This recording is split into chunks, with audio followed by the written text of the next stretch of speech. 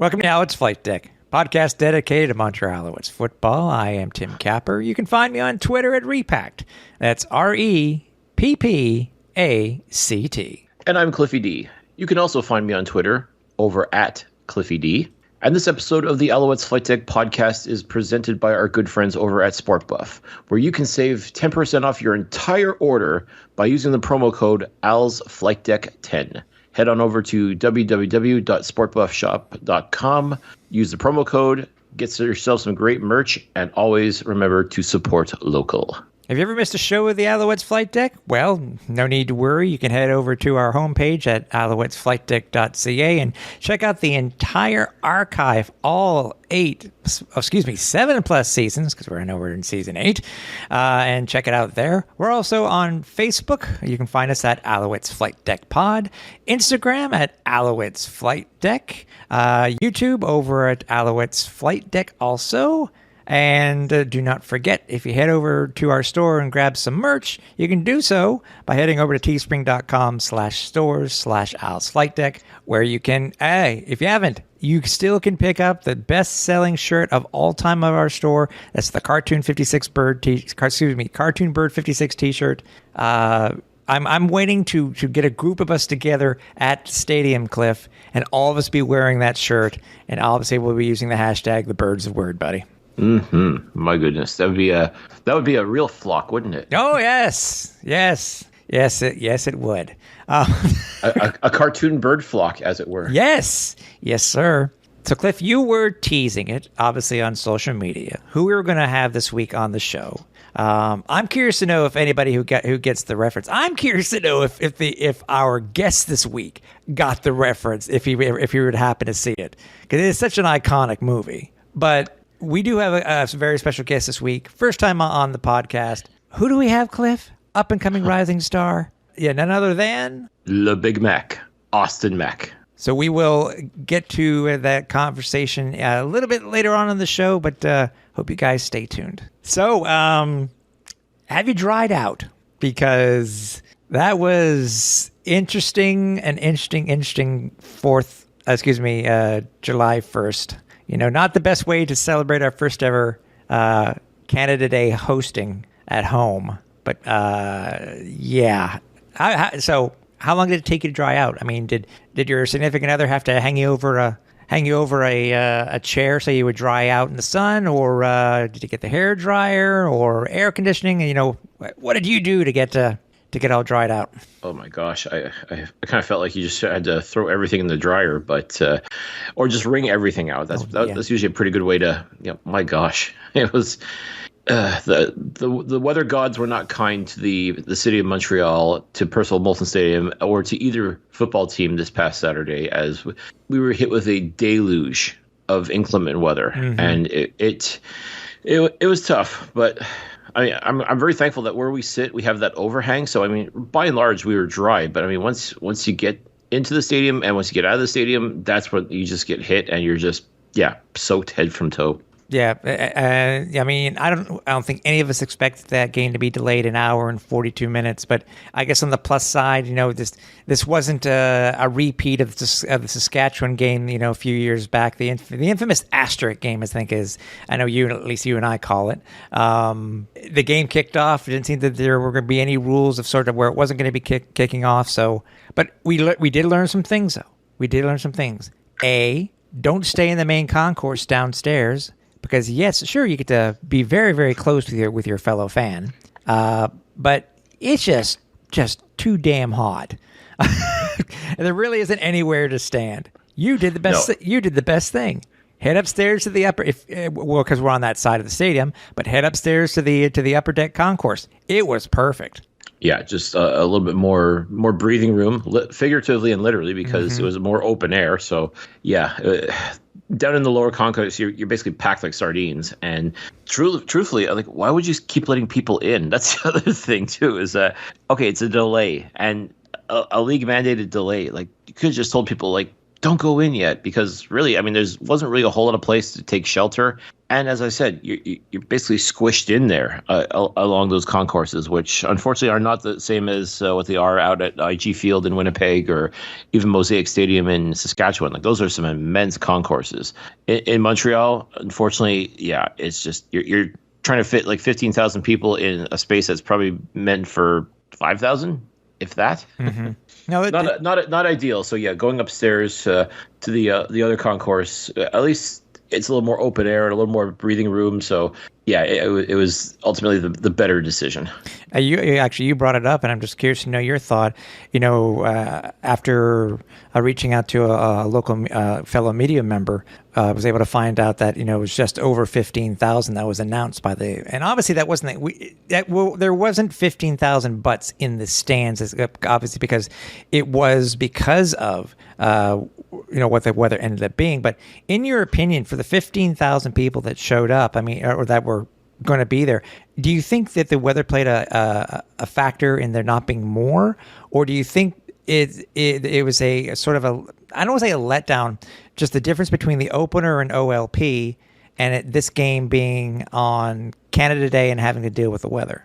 I think the weather was the determining factor more than anything else, because I wanted to believe that probably would have been a lot more people showing up, especially if it was a nice evening, like even overcast. I think you still would have gotten more people out. Mm-hmm. But the weather was so wacky throughout the entire day. Like it would rain, it would stop, it would be hot and sunny, rain some more, and then we got the thunder, and then we got lightning, and that just I'm sure it put a damper on a lot of people's Canada Day plans. But if you were expecting to get another 20,000 plus at Molson Stadium, and had the weather been nice, had it been a nice sunny day on this last Saturday, just maybe there would have been enough of a walk-up crowd to make it an official, closer to that 20,000 as opposed to the 15,000 that was announced.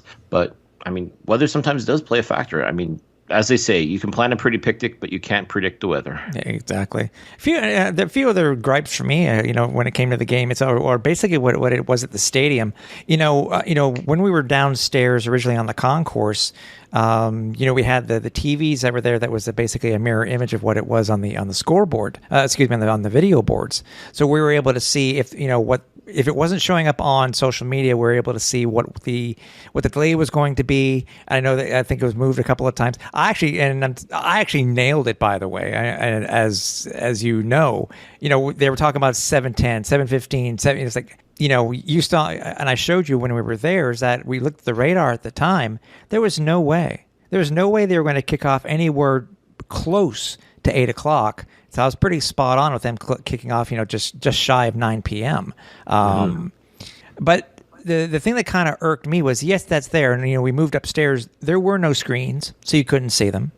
But also, and I think this is just I don't know what it was on the other side of the stadium and what it was like there. But because of the way that the sound system is at Percival Molson, you can't hear squat in the concourses at all. Mm. So no matter how much they were trying to give us updates over the loudspeakers, it didn't matter because we couldn't hear it. Yeah. At all. So it was kind of useless. It's not, thank God for those screens, because we wouldn't have known anything. No, that's it. And even though the Alouettes Twitter account was trying to keep things updated as well as the CFL's Twitter account. Yep, props. Yep, I'll give them props. Yep. Still, it wasn't nearly as quickly as what most people would have liked. Because even people were DMing me that were going to be watching the game on TV, and it's like, mm-hmm. What's the word? What's the word? What's happening? What's going on? And as much as I do. Unfortunately, that's the reality. Sometimes you can't get the news fast enough, and credit to the team and to the league for doing their best to provide as many updates as possible. Exactly. But yeah, it was just a weird evening when it came to the weather.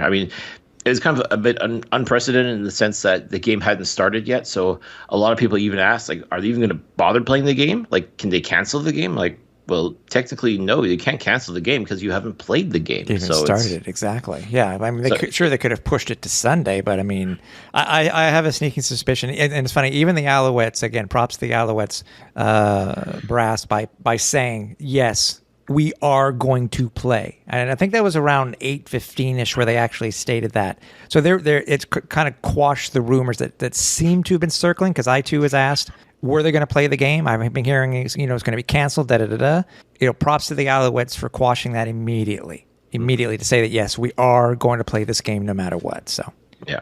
No, although let's be honest, after what we saw in the field, maybe we could have been okay with settling with a tie with Winnipeg. Yeah, something. One last, and before we get to the game, one last thing I wanted, because it's kind of a holdover from the home opener, Cliff, is that they still had they've still had that video board in this where the beer garden is located, where the stage was for OLP, and as you remember, the scoreboard, the video board was placed in such a way where you couldn't see the scoreboard at that side of the stadium. It was still in the exact same spot. You still couldn't see that part of the stadium, that part of the scoreboard. Yeah, and I think it's something that the team needs. They need to push that thing back. They've had it pushed back farther before in years past. And yes, I get it. It's Tim. Well, you can just watch the markers. But if you want to see specifics, you know what I mean? They're at the other end of the field. It's a little bit harder to see the 1st and 10 markers. Mm. So I think what the Alouettes need to do is they need to actually push this thing back, or if they're going to keep it, or if they're going to remove it, I don't know what, because obviously that's not a permanent thing at the stadium. But they have to do something, because where we are at that end, it would be nice to see the other scoreboards that we're looking at there in the stadium don't have that. That don't have that listed. So that was my only other gripe. The plus, though, and it leads us up to the game, is what. And I know you're not a uniophile, really. What did you think of those new third jerseys, man? We weren't sure about what they were going to look like in person based on the pictures. They looked a little bright, a little bit more reddish than we thought they were going to be. But then we got there and actually got to see them on field and got to see what the replicas were going to look like. I got to admit, dude, those new red jerseys are really, really sharp. Oh, 100%. They really do look nice, and the fans have really taken to them. I remember going over to the concession area where they actually sell the customized jerseys, mm-hmm. and you could see like orders upon orders. They even stopped taking orders at one point. Like you figure, okay, well, with a rain delay or a lightning delay, like a weather delay, let's call it that, you'd think, okay, that would be the time to go. Like if you wanted to go get your new jersey and get it customized, that was the time to do it. But they were so overwhelmed with orders that they had to stop taking customized orders. Like you could buy the jersey blank if you wanted to, but if you wanted to get it customized, it wasn't going to happen. That it just had too many orders. So are you surprised? So that tells me though that obviously the fans really responded to these jerseys, not just and seeing them on the field too. As you said, yeah, they're not quite as red as they looked in the photos. So I have to wonder if the photos were doctored just a little bit to really make them pop. Mm-hmm. But I have to say, the red looks really, really nice. It's definitely a good look. And yeah, I mean, Alouettes fans definitely, I definitely see them snapping them up. And it makes me wonder too if they said they were going to play 2 games, one the Canada Day game and another game in these red jerseys. I have to wonder, do you think maybe they would go for one more game in those red jerseys? Guess we'll find out. Yeah, exactly. I was always thinking, maybe Thanksgiving or something like that, and or because Thanksgiving is the Thanksgiving Day game is our game. That's that's our tradition and stuff like that. But yeah, I'm curious to see what they're going to do with these. Maybe they'll switch up the look a little bit. Maybe use the blue pants with the jersey. I'll be curious to see what that combo looks like. Will they use the red pants on the road? I don't know if they can, because I can't remember what the striping is on the side of the away jerseys. If it's all white, yeah, sure, that might look pretty nice too. But so many options, and I'm very surprised though that they didn't actually pre-print some jerseys for the more known players. I know it's hard this year. I mean, sure, if Gino had been on the team, I'm sure maybe that they would have made a bunch of them. I mean, or even Stanback. I'm very surprised that they didn't actually already have ones already pre-made. So, but it was day one. Let's see what see what Corey and the guys do over at the boutique shop going forward when it comes to these jerseys, because I'm curious to know if these are going to become a part of our daily routine. So we'll see. Again, pluses, a lot of negatives. So, we're talking about the weather. Weather was pretty good, basically for the first half. For those of you who don't know, they made the halftime only 10 minutes long versus the 15. Props to them, by the way. I think they were supposed to have an actual singer do the national anthem. And at one point, they were stating that, no entrances, no national anthem, etc. But, props to them. They still lined everybody up, had the national anthem there on Canada Day. But from there, it started off well. But yeah, and then that one missed field goal to start off the game for the Alouettes, and nothing basically until the fourth quarter. Yeah, just a really rough go for the Alouettes. And again, with final score being Winnipeg winning 17-3, I think that score more or less flatters the Alouettes when you think about it, because, I mean, for the Alouettes defense to only allow 17 points. Mm-hmm. And truthfully, I'm at a loss for words when it comes to this offense, because the defense still did their job for the most part. I mean, yes, they allowed more points than what the offense did, but this defense still by and large hung very well against the 3-time Western representative of the Grey Cup. I mean, that's no small feat as far as I'm concerned, because Winnipeg still looks like they are very much the team to beat in the Canadian Football League. And to hold them to 17 points, really, even though they were missing a lot of starters too, like Zach Collaros, when he's motivated and he's on a mission, and I feel like he has been this season, he's still very dangerous and still someone who can definitely cause a lot of havoc on a football team. But credit to this defense, they hung tough, probably spent a little bit too much time on the field, which was expected, because, as I said, the offense did jack squat, quite frankly. For this defense to hang in there against this team, I have to give them a lot of credit. No, I totally agree with you. I mean, you can look at the stats alone. I mean, and I know you say 17. I think the 17-3 score is actually a little misleading. People are saying, well, Winnipeg dominated. No, they really didn't. As you said, the defense really held their own against this Winnipeg offense. I mean, the difference in yardage, overall yardage, was 13 yards, Cliff. 350 to 337.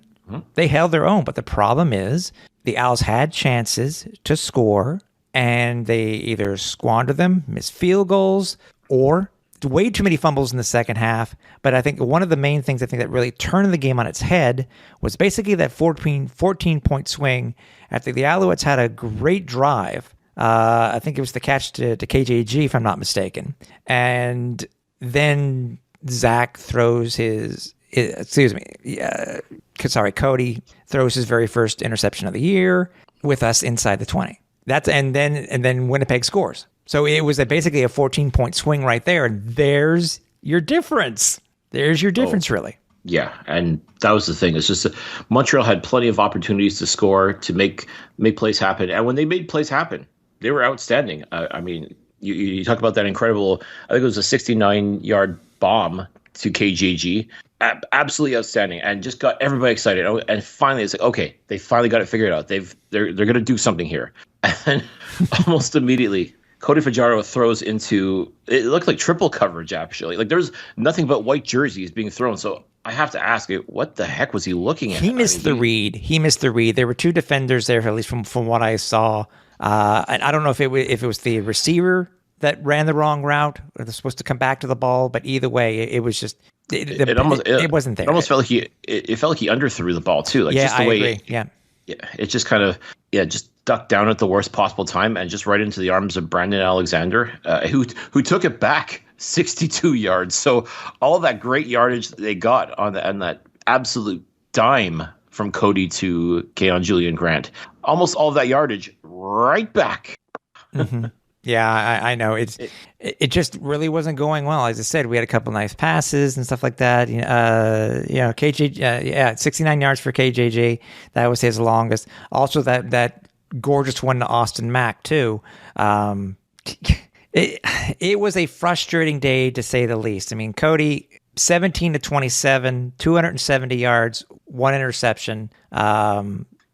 Zach Claire's wasn't much better. I mean, but is their running game. I mean, he was 15-23 for 177, had an interception and 2 touchdowns. So, and it's funny too, because both running backs, both Brady Oliveira and William Stanback, both looked really good. Oliveira especially, he was just like trying to tackle a bowling ball. It just wasn't going to happen. But he too fumbled at one point. Stanback fumbled. I mean, it was Stanback fumbling. That's such a rarity in itself. But I mean, it's if you saw the play, I don't know. Again, one thing I did notice specific about Cody is that he doesn't wear gloves when it's raining. And it makes me wonder if the ball was slick. Same thing with Stanback, if the ball was slick. Same thing for when Mack fumbled. Was it slick? It certainly had to be. Again, and can't use it as an excuse because the ball was slick for Winnipeg as well. And again, Zach Collaros too, he threw an interception. I mean, it was just, a terrible bounce that went the Alouettes' way. But again, both quarterbacks looked average, quite frankly. And it's surprising because, I mean, they're both considered top-tier quarterbacks by and large, and especially this year, they both have been playing pretty outstanding football, all things considered. But yeah, just throwing a bunch of rain, and that's how you make your quarterbacks look, well, mid. Yeah, that's really what it was. They looked mid, both Collaros and Fajardo. Yeah, exactly. But by the way, and I know some people have been ragging on the field and saying, "Oh, well, it's 10, 11 years old since we've had our new field installed over at Percival Molson." The field did an amazing job. The field was able to, the water was draining off the field properly. There didn't seem to be any like we've seen on television before, where, the infamous Steelers Miami game in Miami where it was just it looked like a giant mini pool. It wasn't like that at Percival Molson. So the field seemed to be in pretty good condition no matter how hard the rain was coming down. It was just a combination of things where we had a lot more turnovers at the worst time. But you also can't let it go by the very questionable calls by the Zebras. I mean, come on. There was a few of them, and the fact that the Alouettes had to burn one of they had to burn their challenge in order to contest pass interference, which I'm sorry it's ticky-tack at best, really. But and then there was the OPI in Austin Mack on a great pass, which in itself seemed to be that he was coming back to the ball. Yeah, and even the touchdown that he had inadvertently dropped as well. To me, I guess the conclusion was that he didn't survive contact with the ground, but I have to believe there may have been some interference on that as well. But again, the fact that we couldn't use a challenge makes it really hard. And even though scoring plays are but remember though, that's the one that was overturned. Of all ones, that was the one that was overturned by the command center. Go figure. You know what I mean? So. Yeah. I mean, Keon Julian Grant set a career high, 6 receptions on 6 targets, Cliff, 129 yards, led the team. Austin Mack, second leading receiver, 6 receptions on 11 targets, 115 yards. Everybody beyond that had less than 10, which bodes the question, Cliff. Do we have a third receiver? Because if they start covering KJG and Austin Mack, double, triple coverage, whatever they're going to do, the type of stuff that they would do with Geno, who are they going to go to? Because there's been some interesting changes to the practice roster this past week. Does it concern you that these seem to be the only 2 guys as of late? I mean, again, Austin Mack has been such a superstar. He really has. And KGG, we know what he's been all about for the past couple of seasons. So that's literally no surprise there. That the fact that Cody's been able to have that sort of chemistry right away with both of those guys is phenomenal. But yeah, ideally though, you want to be trying to find more receivers and not just quick screens or checkdowns to your running backs either. But yeah, ideally, if you're going to see both Mack and Julian Grant get double coverage, or one or both of them getting double coverage, then who's up next? And yeah, you've got Hergy Maella, you've got Cole Speaker, you've got Jake Hardy. I mean, these are guys that can catch footballs as well. Yeah.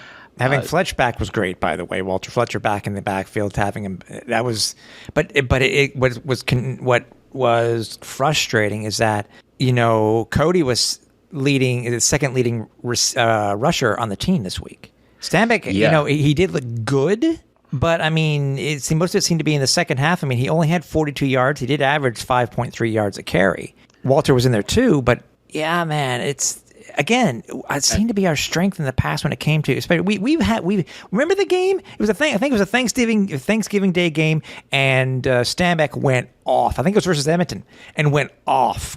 Raining, but went off. It just wasn't the fact this time around. Yeah.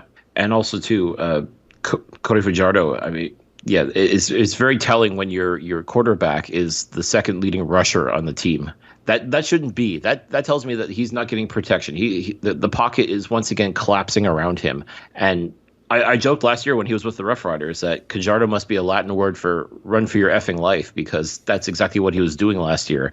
And we're starting to see that again. And while it's great that he's able to move the chains, and he had some really, really nice runs, but at the same time, I get the sense that there's a little bit of panic in a lot of his, in a lot of those pocket collapses, and even running into other players.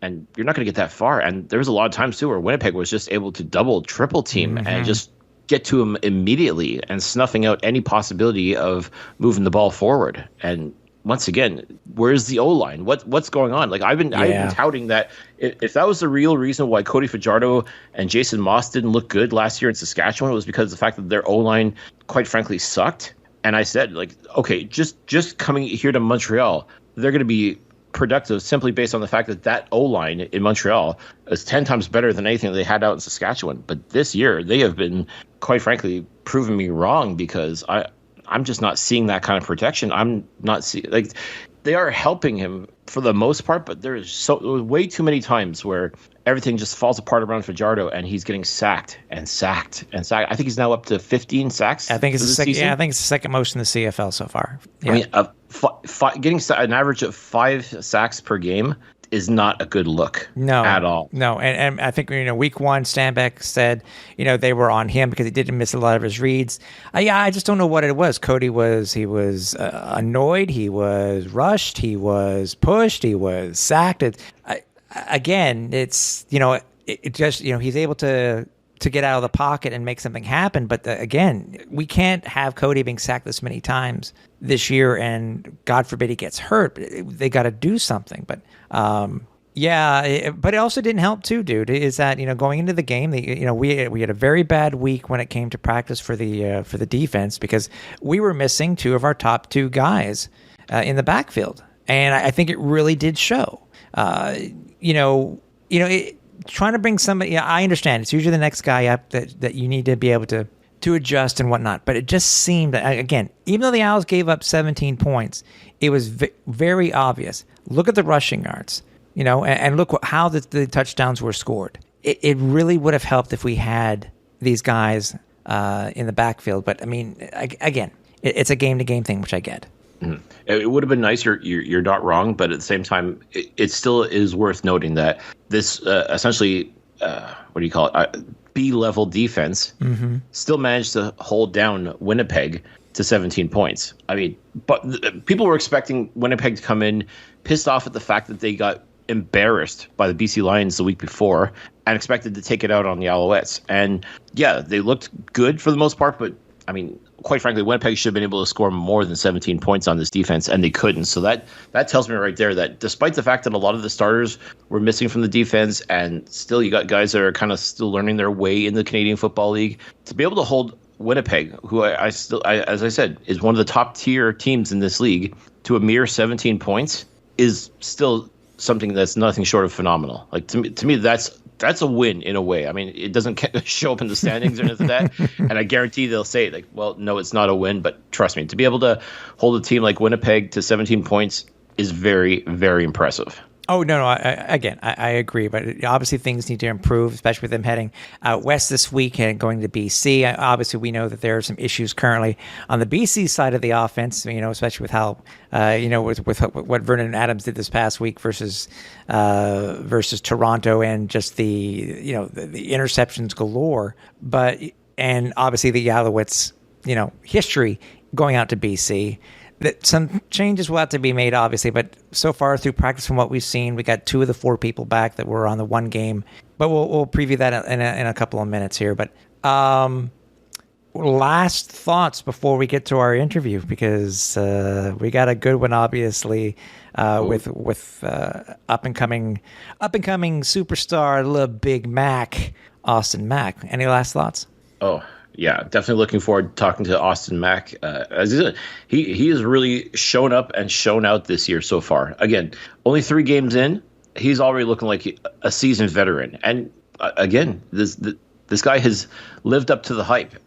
I was excited, as I said in training camp, that former San Francisco 49er. Okay, well, obviously he's going to be good. Let's see what he's got, and has not looked out of place. Has not looked lost. That's the thing, is that some of these American receivers come in and it takes time for them to get used to the waggle, get used to the motion. I mean, there's a lot of little things that they need to get used to in the Canadian Football League, but Austin Mack has taken to this game like a duck to water. It's fantastic to see, and definitely really excited to talk to him about this. As far as final thoughts for the game, I mean, it's unfortunate, really. I mean, I was expecting a lot more from the Alouettes, and just those back-breaking drives. As I said, like they would make great progress. They would get plays going that would get people out of their seats and excited, and then just turn the ball right over to Winnipeg. And Winnipeg didn't have to do very much to win this game, and that's the unfortunate part. Is the Alouettes could have at least, if they were able to score 1 or 2 touchdowns, totally different game. But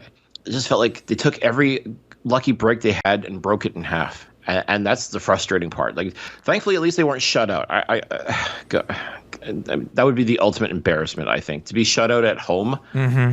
You know, in front of your hometown fan. Which hasn't happened, by the way, since 1982. That's how long it's been. Well, thank goodness for that. But it sounds awful to say that you're just relieved that the Alouettes were at least able to get one David Cote field goal. Yeah, also not Cote's best night either, missing that first one. I was very surprised. That's what started it too, man. Yeah, and I'm actually truly surprised too that the Bombers didn't try for more field goals as well. But Sergio Castillo, I only had one, and then that broken down play trying to score another field goal, and that just went nowhere fast. It was, as I said, this was a very bizarre night, I think, for both teams, really. And I think Winnipeg kind of considered themselves very fortunate to get out of Montreal with the W, and props to them for doing so. I mean, as I said, the defense for the Alouettes kept the Blue Bombers honest, and all Winnipeg had to do was just not make too many. They made less mistakes than the Alouettes, and that's the reason why they won this game. And my hope is that this loss stings just a little bit for the Alouettes and gives them teachable moments so that they know what to do and not to squander any more opportunities. And they're going to have a pretty big test going up against the BC Lions, because kind of like how the Blue Bombers came in pissed off that they got embarrassed by the Lions and took it out on the Alouettes, so to speak, I can't help but wonder if the BC Lions, who had their butts handed to them by the Toronto Argonauts a couple days ago, I got to imagine they're going to be pissed off as well and embarrassed and want to take it out on the Alouettes. So, well, I would hope the Owls would go into this game pissed off too, because they kind of, if you think about it, I'd be embarrassed too. So it's going to you're going to have two teams that are going and that are just going to be very pissed off. Two very pissed off teams looking for redemption, and it'll come down to who wants it the most. And it's going to make for a very interesting game on Sunday. I'll leave it at that. Yeah, so true. Hey, again, we got to get to this interview, man. It was so great to talk with the upcoming stars on the Alouettes and in the CFL. So without further ado, let's talk to wide receiver Austin Mack. As we try to do here on the flight deck, we try to bring in some of the players that we haven't spoken to before, try to find out about their career and see how they tick and see how they've gotten used to being a Montreal Alouette and a part of Alouettes Nation. This week, I'm really looking forward to this one because this guy has come. He's just come basically. He showed up in camp. He has showed up so far in the regular season, and we just got to find out about what makes him tick. So, without further ado, on the line with us now, number 81, the Big Mac himself, Austin Mack. Hey, Austin, thanks for joining us, man. Hey guys, man, appreciate you guys having me. I know I'm going to get a little bit further on to your football career first, because I know there's one thing that I had heard through the grapevine. I think I saw a little bit of it. So I'm going to just real quickly. I'm going to jump real quick to your time before the Alouettes. I had heard that before you decided to sign with the Alouettes, that you took it upon yourself to find out about the city, to find out about the history of Montreal and Montreal professional football. Is that something that you had always done in your career, or was it because it was a new league, you wanted to decide to where you wanted to go specifically, and what your new city was going to be like? What in particular made you? I mean, is it true, first of all, what I said, and if so, what made you do just that? I mean, for sure. that is true. Honestly, the whole transition of, realizing right after back-to-back seasons of being injured, the likelihood of, needing to try somewhere else, like a XFL, USFL, CFL, for all of those places, right, where I needed to eventually be and work at. For me, I needed to know what I was getting myself into. I really just couldn't. I feel like for myself, signing up to something blindly doesn't make sense, right? So I definitely wanted to make sure I knew what I was getting into. I kind of had some just basic background understanding and knowledge, which is crazy though, right? Camp is not even in Montreal. So Yeah. what I expected, guys, the first 3.5 weeks actually was a little different, but it was worth the while when we actually got to Montreal. So, but yeah. Yeah, and obviously we'll ask you a little bit more about camp and stuff like that, and getting used to, obviously, to the province and French Quebec and stuff like that. But when it comes to football and your overall career, Austin, I mean, it's what in particular got you into football as a kid, or when did you start football at first? Yeah, I started football playing around 9, and I really my parents were just big and throwing me in everything. They didn't really tie me to one thing when I was young. I was a 3-sport athlete, played everything, and it was just based on the seasons, right? Football came in the fall, so it wasn't really until I got to high school where, I had a really great mentor named Jay Muhammad out of Fort Wayne, Indiana, who saw me play and just, really helped me develop my skills through high school, and then helped me become the athlete that I was, and recruit at the time. So I'd say really that's how it began, and then right around junior year, I really locked in on just football, and so okay. That's just history. Yeah. Did you look up to anybody in particular? Was there an athlete that you looked up to? Was a family member that may have been pushing you a little bit more towards football itself that sticks out in your mind? Not necessarily. For me, like, I was big in baseball and football, and thinking about football was just so exciting. Like, it's just so fun to be out there. It's so, like, it's high paced. Even though I'm from Indiana, it's all about hoops, but I wasn't the best hooper growing up, man. So I think just the excitement of the game and just going out there having fun really is what tied me to it. Okay. Were you always a wide receiver? Yeah. I started off when I was young, because I was a little chubby kid, man. We had a weight limit. I actually played the line when I was young. I had, like, the black stripe on your head. I don't know if you guys play Pee Wee. But then played a little quarterback and then receiver the rest of my life. So, okay. So a little bit of everything though in high school. A little running back, a little receiver. Okay. So I think, Cliff, if you played a little bit of quarterback, I'm wondering if we're going to see Austin get involved in some of those trick plays where we have him throw a flea flicker, a halfback option. Well, I guess we'll have to see, won't we, down the line? So, but we don't want him to spoil anything, especially what's currently in the playbook. So, no. If there's a gadget play, we don't want to know about it. We want to be surprised by it. How about that? No doubt. Me too. Yeah. Was Ohio State the only university that recruited you, or were there some other universities that wanted a piece of you to come and play for them? Yeah, I mean, I had opportunity to go almost anywhere. I think I ended up with like 35 offers coming out of high school. For me, I want to say relatively close. I think the farthest school that I really loved was the University of Tennessee. That's right around 7 hours from my hometown. Everywhere else, though, I wanted to attend was relatively in the 4 hour range. So ended up being the Buckeyes, though, man. That sailed away. So. Now, I don't know if you know this or not, Austin, but there is a bit of an Alouettes connection with the Ohio State University. I don't know if you remember Troy Smith and DeVere Posey both played for the Alouettes at one point in their careers. And I think now Troy did. Yeah. That's tough. Yeah, so that's like now you are a part of a very elite fraternity, if you will. That's what's up. DP won. He won the Grey Cup MVP 1 year with Toronto.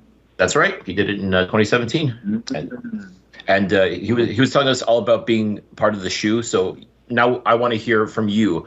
about your experiences at the Ohio State University. Like, what was it like game day playing in the big games, like against Michigan or just pretty much anywhere in the shoe? Oh man, electrifying. I'm talking about my first time being in the shoe. It was my spring game, my freshman year. Urban Meyer got 100,000 people there for a spring game. A spring game. Wow. Yeah. It was crazy. Absolutely crazy. The games against Penn State, the games against Michigan, every year were just, they were insane. Absolutely insane. Especially those big games, the night games, the alternate jersey games. Absolutely electrifying. Of course you got those noon blowouts, but outside of those, it was absolutely, just amazing, bro. You definitely, if you ever get a chance, gotta go. That's definitely Penn State, Ohio State are the two Big Ten schools. Definitely a see, for sure. All right. So if we name drop that we've had Austin Mack on the podcast, you think we're gonna get that shine? Say it again. The shine. If we happen to get to the shoe and we go to the tailgate, we just happen to name drop Austin Mack. Oh yeah. You think that's... Oh, absolutely. All absolutely. Right. You'll get whatever you need. Oh, there you go. Done deal. Okay. All right. Now, when it comes to the receiver position, did you take anything away from your time in Ohio State? Like, did you find that was where you truly came into form as a receiver, as far as the kind of receiver you want to play as a professional? No doubt. Brian Hartline, I think, really is the guy that helped me mold into becoming a professional. He's the best college receiver coach in the country. Absolutely elite. Played the game and helps you break down the game and make it so much slower. For me, it's route running. If you guys tune into my game, that's really what I focus on. And for him, it's route running is key. So I give a lot of kudos to him and helping me elevate my game to the next level. It really prepared me for being a pro. All right. And then when it came time to step up to the pros, you end up signing as an undrafted free agent with the New York Giants in 2020. Also, too, it had been very interesting your first year as a professional, and pretty much the world is shut down because of COVID-19. It was absolutely crazy. I don't know how it was for you guys, but for me, it was COVID in the league at the time, especially in New York. New York was shut down. It's not like it's Florida. It was tough. It was tough. But absolutely, it was a time in the world that was just crazy. So just to be playing professional sports at the time, it was a blessing, and I'm thankful to get through that time period. No, to go from say 100,000 people to a spring game, and then you're at MetLife Stadium, which holds I think nobody. Playing in front of nobody. That's got that had to be kind of scary when you think about it. Because you're like, is anyone even watching other than the security? Yeah, it felt like practice. It really felt like practice. Like you really had to come there and bring your own juice. Like it was by far. Imagine guys, like you're coming to a game, you're trying to get hype, and then you get out there and you look out and it's just seats. It's just seats. You hear the other coaches yelling. It's so quiet in there, but at the end of the day, you knew what was on stake, and you wanted to win, and it was just fun at the end of the day, and it was unique, right? It was a super unique year in the NFL, and I'm just glad we got through it, all smooth. So. Now, what with the your pro day and the draft process and all that, did you find, because that was pretty much happening around the time when we first came to realize, there's this pandemic going on. Did you find that impeded your potential to be drafted or even sign with a professional team? Oh, for sure. My process was difficult because it came out right after the combine, right? So I did Senior Bowl, I did the combine, right? And it was like a few weeks after. COVID hit right away. And it was just like, boom, whoa, what's going on, right? And everything was just like hit or miss on if we were going to have a pro day. Eventually got canceled, which was difficult, pretty difficult because I definitely wanted to test again. Everybody on the pro day flies, right? I know if you guys pay attention to it, it's like the combines, whatever, and the pro days. It's crazy. So it'd have been fun to definitely retest at a pro day. But, at the end of the day, it's my journey. You know what I mean? And I think God makes, puts these trials and tribulations in everybody's life. And regardless of what happened, I think it was just super unique. I came out during COVID, and at the end of the day, I made it on the team. I made it on the team with the Giants, and for me, that just shows how much it took to get really through that. You know what I mean? So, what wasn't for lack of numbers. I mean, you ran a 4.5 like that's not bad. No doubt. It's definitely could be better. Definitely could be better. Well, and that's key, right? It's just getting 1% better every day. That's the mantra when it comes to professional sports. Is just getting 1% better. Like when you're in practice and even film study, things like that. Is just getting 1% better every day. Yes, sir. No doubt. Like just continue trying to strive, and find one way you can get better in any type of detail. So for sure. As an athlete, Austin, I mean, we've talked to a few who have gone through it before, and what was it like? You explained a little bit of it so far, but what was it like to be an athlete during COVID? Because they said, you're in New York, where they took things very seriously, and it's not like you're talking about pro day. It's not like you can do your NFL Combine or your pro day on Zoom. You can't do that. So it's as an athlete, how tough was it during COVID for you? I mean, I'd say for me, I was blessed than others. I mean, for a lot of people, it was difficult. A lot of things were just up in the air. Mm-hmm. We were even having a season. We did community service out in the New Jersey area, New York area, and really all the boroughs. And none of the high schools had a season. All these seniors were, talking about not being able to get film for their last year, not even having a season to spend. And just think about those kids, right, who didn't have a senior year or senior season, and type of memories and stuff that they went through. I mean, just for the world, that was difficult.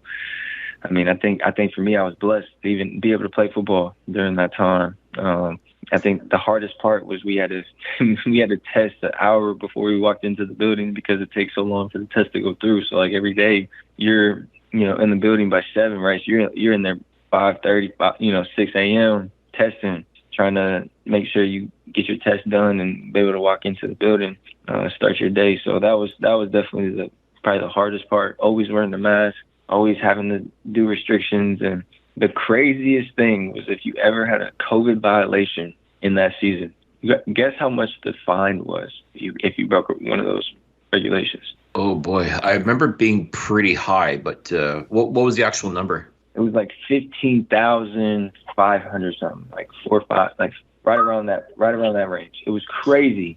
Holy jeez! Wow.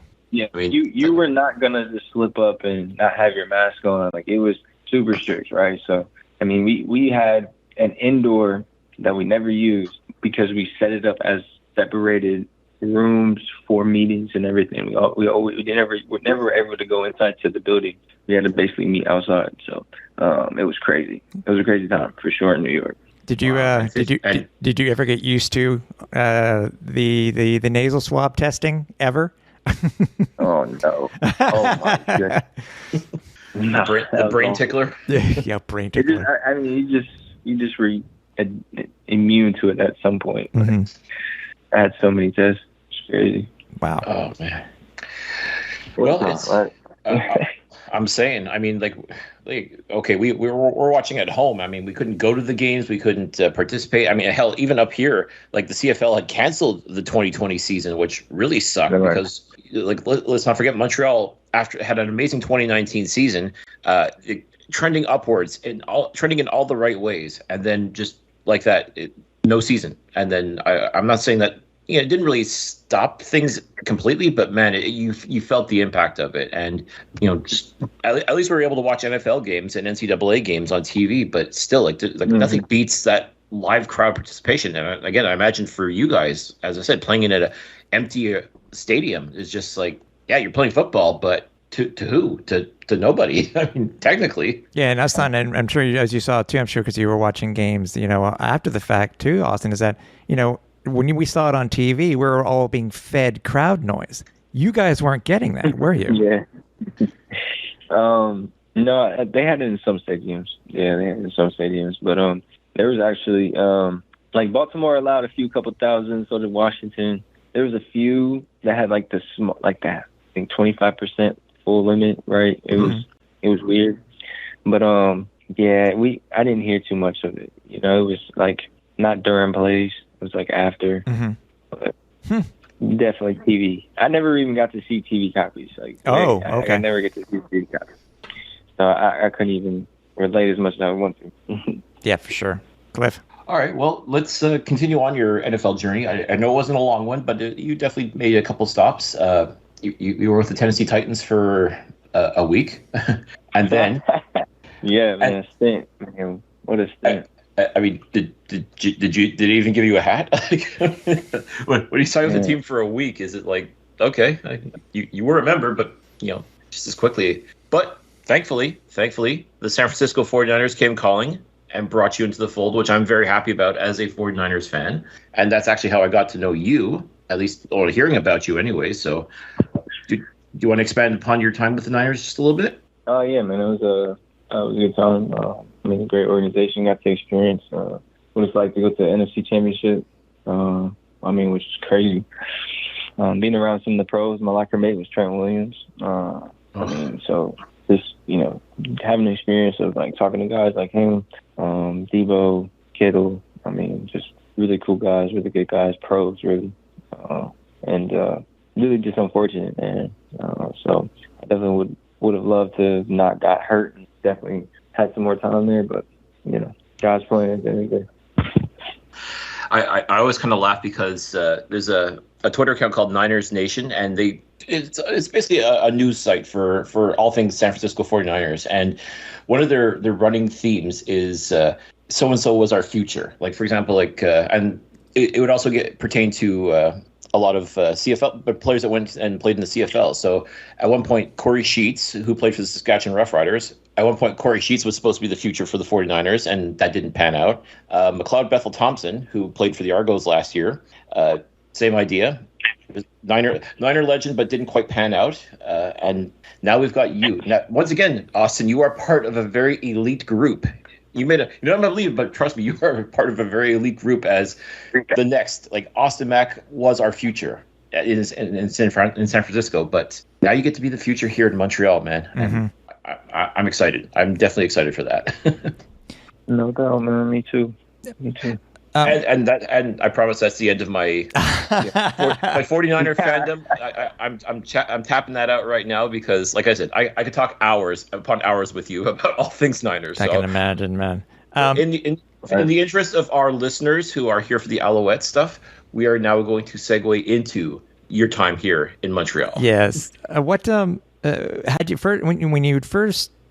Well, when did you first hear about the CFL? I mean, did you know much about it? Had you seen any of the games before? Had you talked to some players who had a stint in the CFL? How did you learn about the CFL before? Before coming up here. Yeah, I didn't find out about the offer until like late April. And it was like it was like mid-April, and then I wanted to wait for the NFL draft. I was going to have playing a few tryouts right after the draft, see what was going on.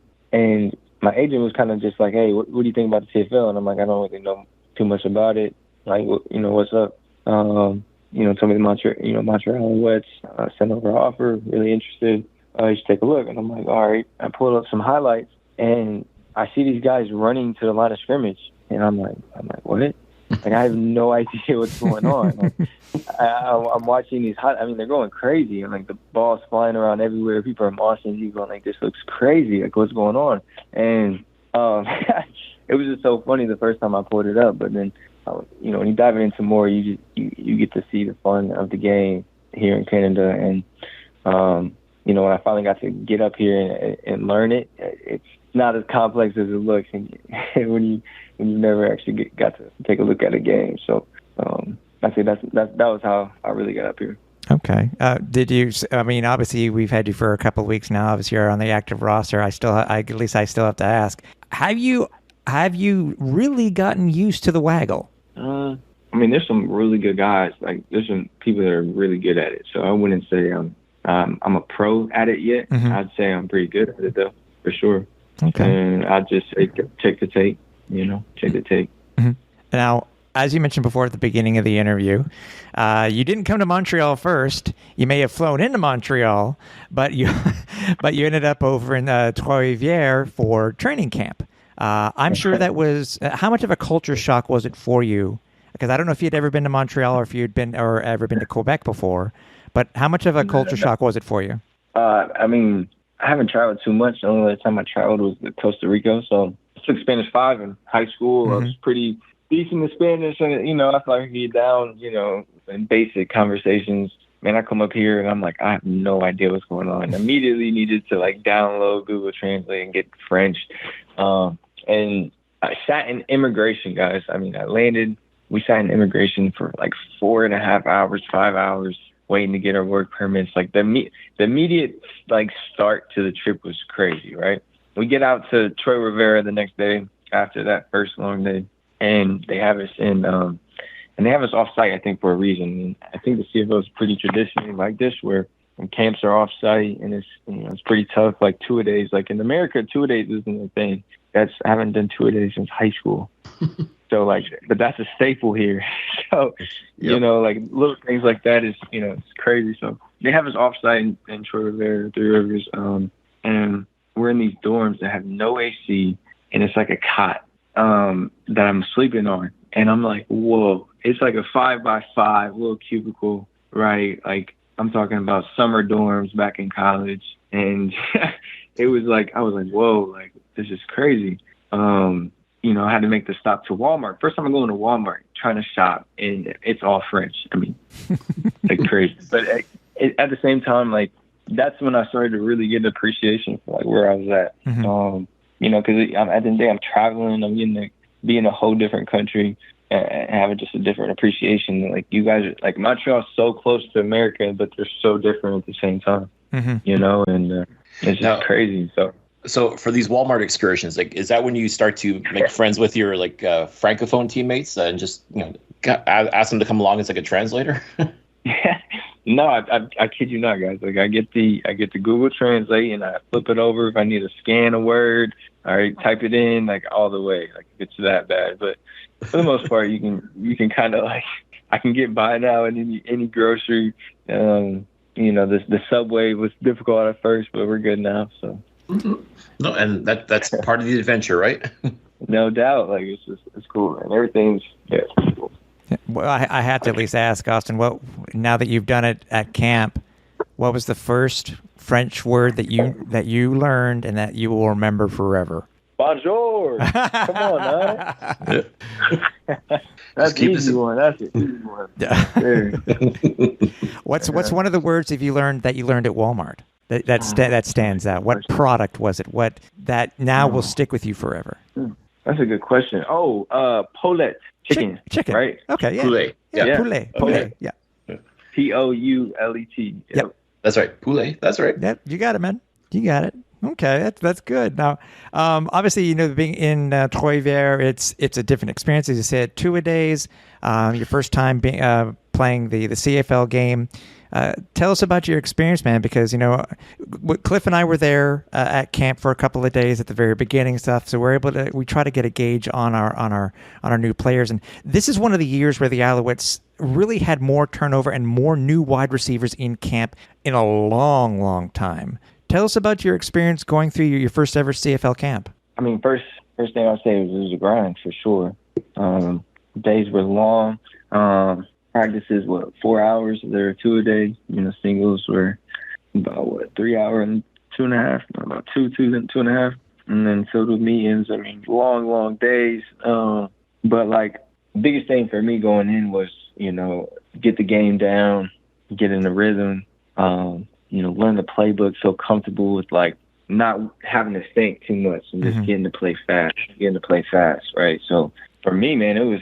I think I started off as a 3. I said, Coach, put me on this other field just so I can take all these reps and just learn. And man, that helped a lot. Just getting a bunch of reps early on in camp, really just trying to just get it all in the flow, learning the waggle, learning how you can even motion on the line, left to right, use that to an advantage. ID coverage with an extra man.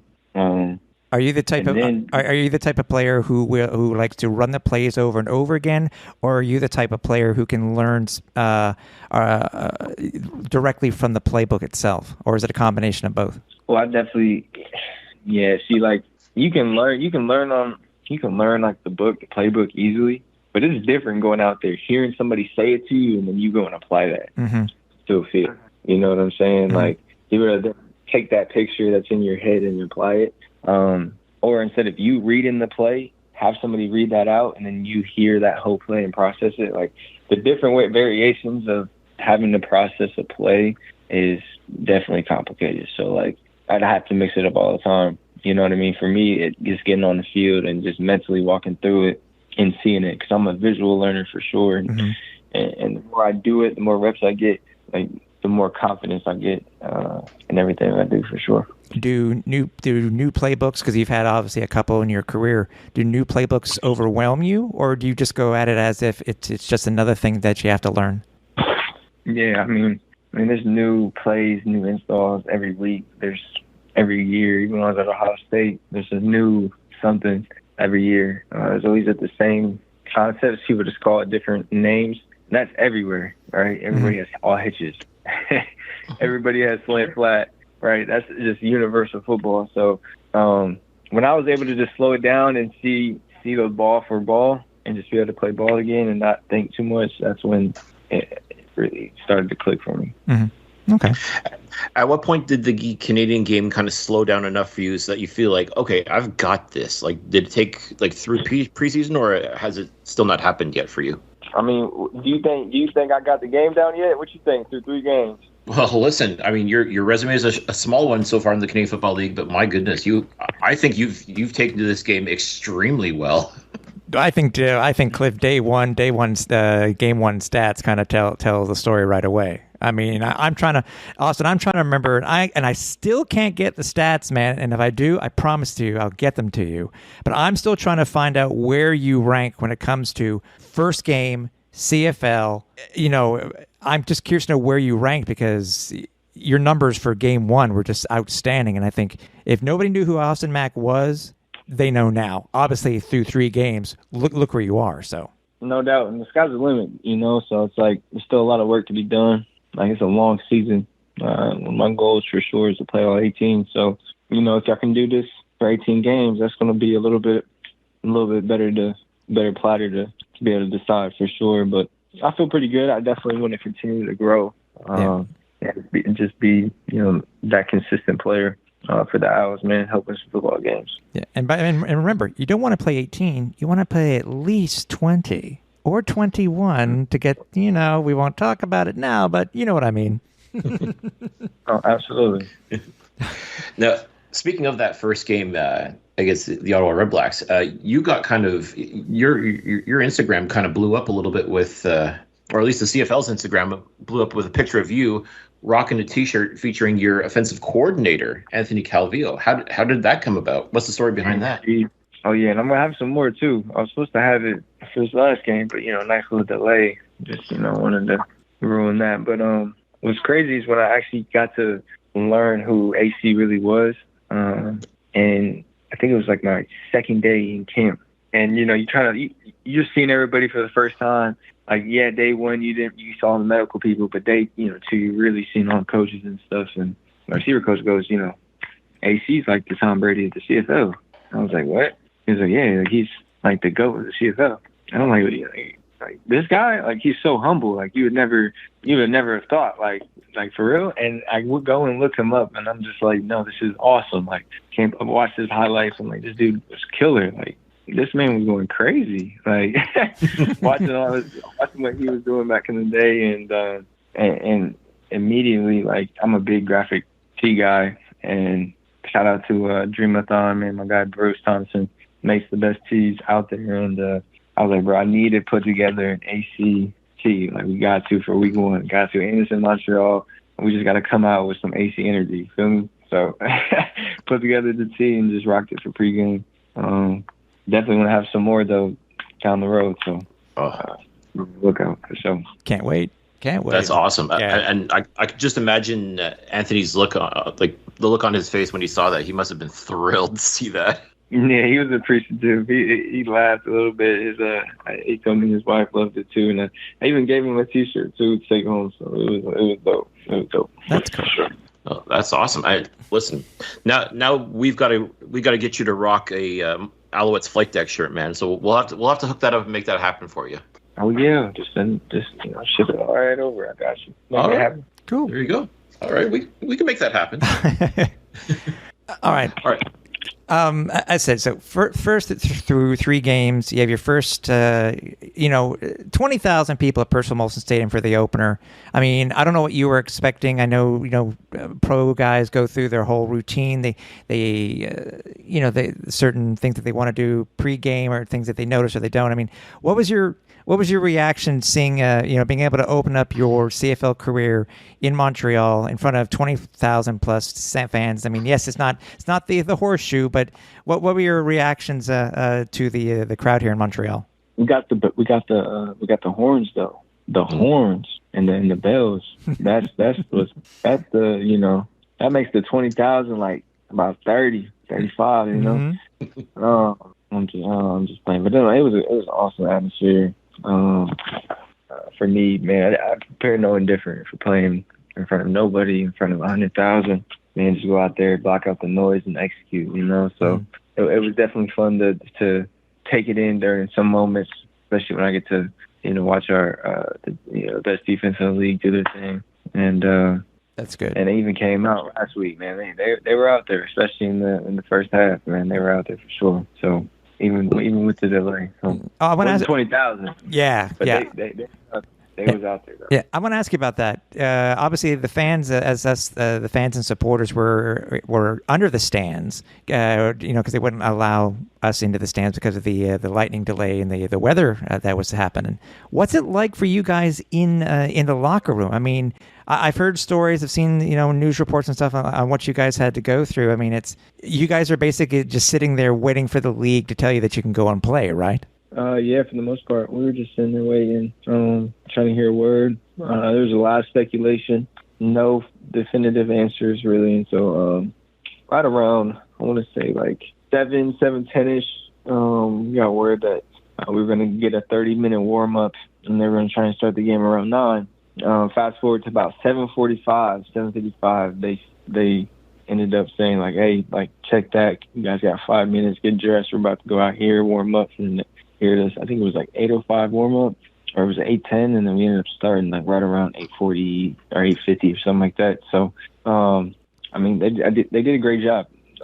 Timed it up well. We were able to still get the game in, and it only got pretty bad towards the end of the game. So, can't wait to play them again. Does it throw off your concentration though? I mean, as I said, I know certain players have certain things that they have to do before a game and stuff like that. But did it throw off your concentration at all, knowing that you had to wait and basically everything was up in the air?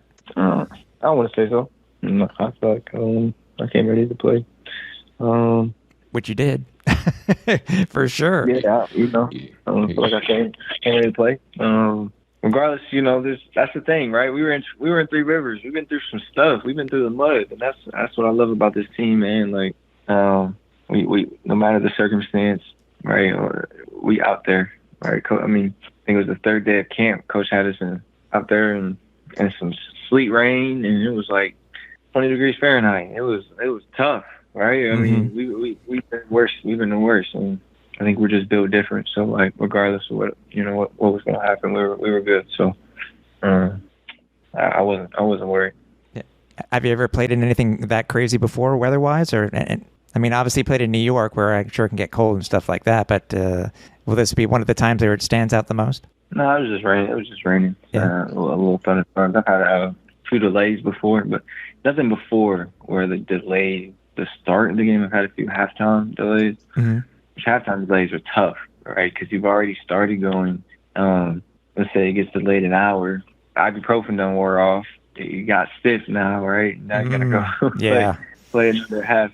I feel like our situation was just, worst thing was my adrenaline went up because I got warmed up for the most part, and then it, went back down. I think that was the only thing that I'd say, like, right away, but it was like it's easy to get your adrenaline back up, right? So, yeah. And it was good to go. So. Okay. I do want to circle back really quick, though, Austin. You kind of had your coming out party against the Hamilton Tiger Cats 2 weeks ago. 2 touchdowns, just absolutely phenomenal. Both of them were absolutely phenomenal. I have to ask, as far as professional touchdowns go, what was the little spin move you put on the ball after you scored the touchdown? Was that something you've always done, or is that something that you're doing strictly for the CFL? It's strictly for the CFL. The sellies be calculated, guys. Don't definitely tune in for sure. All right. Oh, highlight reel. I'm gonna love it. Hey, listen, I'm expecting plenty more out of you. I mean, you gave us a taste, and now we want more. We want more of those kind of touchdowns. We want to see more sellies. So we're here for it. I'm letting you know right now. And that's why I don't know if you noticed at the beginning of the interview, that we've actually anointed you with the hashtag #LeBigMac. So you will see it on social whenever we tag you. You are now known, Austin, as #LeBigMac. We better get that sponsorship from McDonald's next. I'm saying that's got to be done, man. Hey, and I got to ask you another quick aside. How much money are you saving living rent-free in Chris Edwards' head after that nonsense he pulled with you? Yeah. Man, isn't that crazy? That's never happened to me before. But I couldn't do anything but laugh and still laugh to this day. So I mean, that was just absolutely uncalled for. I mean, there's just all I'm going to say is clowns are going to clown, and that was a clown move on his part. What's crazy is I heard that wasn't like that's something he does. Like I heard he fought like a fan. Like, he's kind of gotten into it with fans in the past. When he was with last year, he was with Toronto, so he's won Grey Cups, and also too just acting the fool. But I mean, listen, it is what it is. It's just unfortunate that he had to try to pull that nonsense with you, but. Clearly, you got into his head. You got into all the Tiger Cats' heads with your play 2 weeks ago. So I would consider that a badge of honor, quite frankly. No, it's I wouldn't even say that, man. I think it's just the way that we play. Mm-hmm. Just gotta. That's the Montreal the way that Coach Moss been trying to preach for real. Well, that's it. Just it's obviously working. I mean, for what you guys have been able to accomplish so far. I mean, it's very encouraging to see what we have seen, and as long as you keep the good times going, that's really what matters. Okay, Austin. Well, I mean, listen, we've spoken quite a bit. We could probably talk for hours upon hours, but you've been more than gracious with your time with us. Obviously, Grey Cup is the goal, without question. But do you personally have any goals that you'd like to achieve this year in the 2023 season? Oh, for sure. Definitely have a lot of them. For me, I definitely want to keep those to myself. But definitely, I'd say one I'd give out is, because I am considered a rookie of the year for sure. That's definitely what I'm coming for. So one of the ones I'm coming for. So I'll just say that.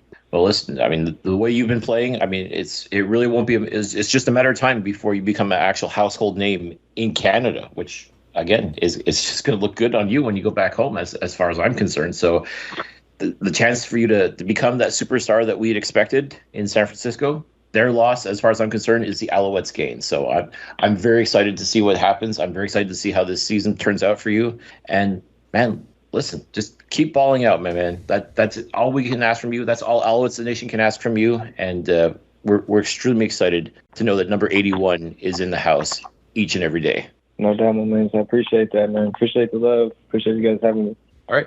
And really quick, if anybody wants to follow you on social media, Twitter, Instagram, how do they do that? Yeah, so my Instagram is at Austin_Mack11. And then the same thing for Twitter. It said it's just 2 underscores, I think. Or is it just one? Let me check. I just do one now. Actually, yeah, it's Austin_Mack11. So it's 2 for Twitter, 1 for Instagram. Yes, sir. Follow your boy. All right. Alouettes Nation, you heard the man. Follow your boy. That's the man right there. That's Austin Mack. You know him. You're going to love him. Austin, once again, thank you so much for joining us here on the Alouettes Flight Deck. We greatly appreciate it, and we are definitely looking forward to seeing what happens throughout the rest of the regular season and beyond. Absolutely, guys. Man, appreciate you guys having me. Have a good night. Peace. always love talking to the new guys, Cliff. I really do, because it's a good way for us to get to know them a little bit more. Yes, we could see what they're able to do on the field. Whether they are a starter, whether they are a special teams guru or whatnot. Just getting to know these new players from Alouettes Nation it's just so fun.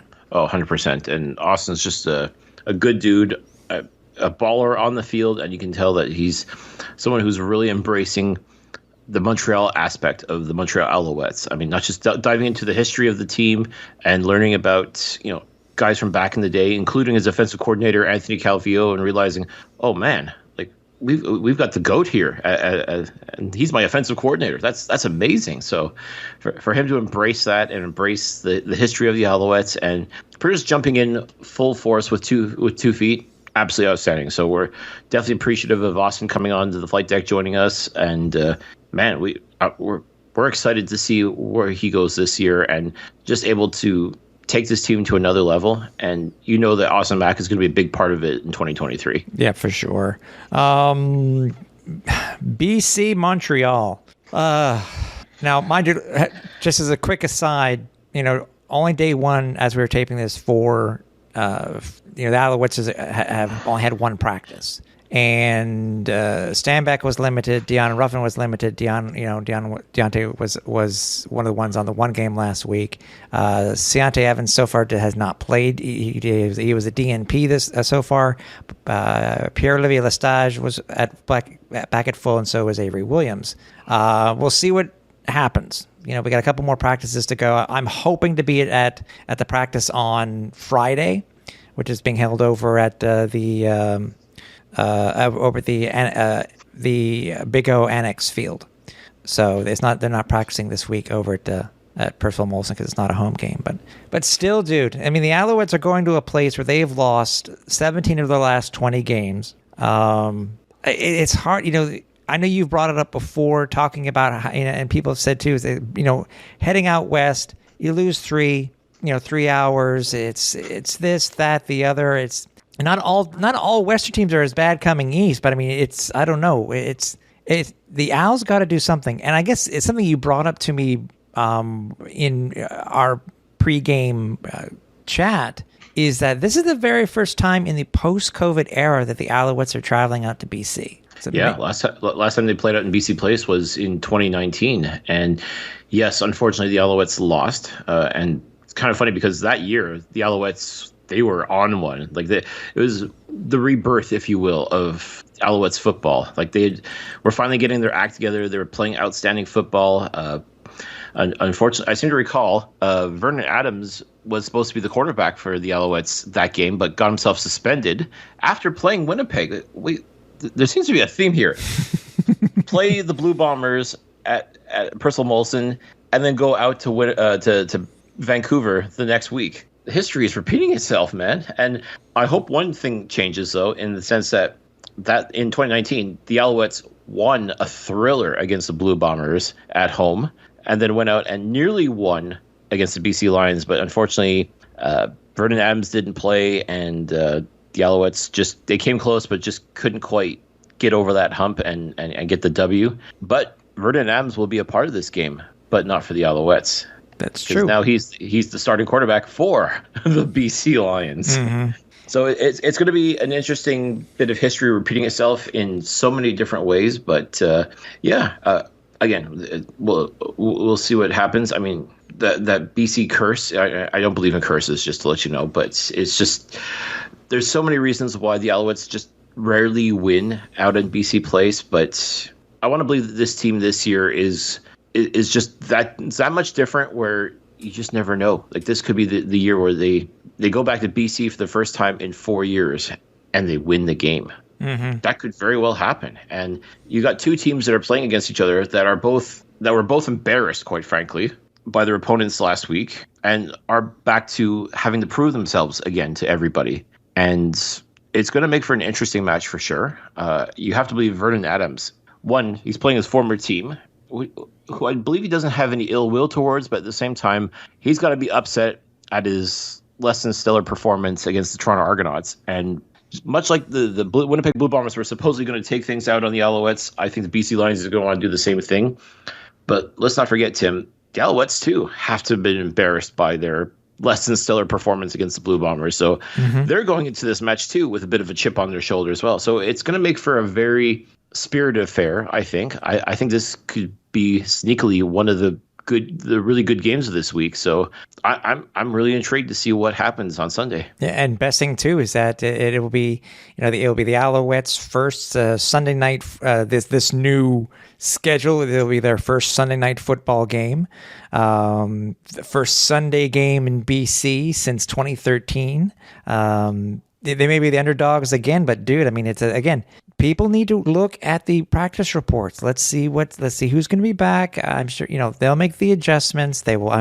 Dude, you cannot tell me that they are not going to go over and over the tape of BC's loss to Toronto just to try to find something. They're going to do this. And remember, this is the second time. This will technically be, I think, Vernon's first start versus the Alouettes since he was traded. Because remember, he did play versus the Alouettes here in Montreal last year, but that was in a backup role. So right. It'll be interesting. But again, they're going to be looking at that tape for sure. And I can just imagine that what they're going to try to find. Mm-hmm. And once again, you've got two teams coming in that have a lot to prove, now all of a sudden people were singing the praises of the BC Lions and the Montreal Alouettes to start, and just starting to wonder, did Cinderella turn into a pumpkin? Has the clock struck midnight for the BC Lions and for the Montreal Alouettes? Both teams are going to tell you, hell no, it has not. This is far from over. And that's the mindset you got to go in with, is it's still early. It's still so early in this season, but almost immediately you have to believe that both of these teams are in that win now thought. They've got to think, okay, we don't want to get on the schneid. We want to get off this nonsense. We got to prove ourselves immediately. And both teams are going to be coming in very inspired. And both teams do have a lot of potential firepower offensively and defense too. Like, both of these teams are very good defensively. So this could be a really tightly contested affair. Yeah. Or it could be a complete blowout. I mean, that's kind of crazy. You just don't know what to expect out of these two teams. I think what people need to remember too, even though the result last week, through 3 games, the Alouettes have only given up 2 offensive touchdowns. 2 offensive touchdowns. That's it. Yeah, but you're also letting your quarterback get sacked an average of 5 times, which is bad. Yes, that's bad too. But I mean, I'm almost certain that they can score more than 3 points this week versus BC. But again, I'm looking for a great game, and Alouettes, sure. There's no surprise that the Alouettes are the underdog going into this. According to DraftKings, the Lions are a 7-point favorite, over under a 45.5. There's no surprise there, just based off the history itself. But again, Coach Thorpe and the coaching staff, so the defensive coaching staff, I can just imagine how much they're going to go over. Again, for the 3rd time I'm saying this, how much they're going to go over that footage from the game on Monday. Yeah, no, I said we are, and we always will be huge fans of Vernon Adams, regardless of the colors he wears. But yeah, I mean, truthfully, I mean, we want the best for Vernon, we really do. But I mean, you take a look at that performance, and Noel Thorpe has got to be licking his chops. He's got to be thinking, okay, if that's what Toronto can do to this guy, imagine what our defense can do. And I definitely expect Vernon to get tested early and often. And you know what? It's one of those games where he'll either sink or swim. And I can't help but think he's going to swim. He's going to do everything he can to make sure he swims. And he proves himself against his former team. Like, I think he's going to be that much motivated to prove that, you guys made a huge mistake in letting me go. And look at what I'm doing now here in BC. And he's going to want to make notice of that. He's going to make you pay attention to that. So it's one of the many, many interesting wrinkles of this game. I mean, if this defense that played against Winnipeg shows up, then I definitely like Montreal's odds. It really just comes down to now the offense really has to get clicking and really has to pay attention. And for God's sakes, protect Cody Fajardo, because you give him the chance to work. He does really good things. But my goodness, this guy should not be running for his life. This guy should not be bumping into offensive linemen. I mean, this guy needs protection. I keep saying that this offensive line is worlds better than what they have out in Saskatchewan. And so far, there's very little to suggest that I was right in that assessment. So please prove me wrong. Prove me wrong that this offensive line is better than what I've been saying. I mean, you got to protect the quarterback. You got to give him space to work, because once you do, you get those amazing passes to Keon Julian Grant. You see how Austin Mack has been able to make plays happen. Hell, handing off the ball to either William Stanback or Walter Fletcher. Those guys too. Give them the chance. Create some lanes for those guys. They can make magic happen. This offense has the potential to go off, but you got to give them space to work, and that really does fall on the offensive line. Like it, as far as the Alouettes will go as far as what this line will take them. Mm-hmm.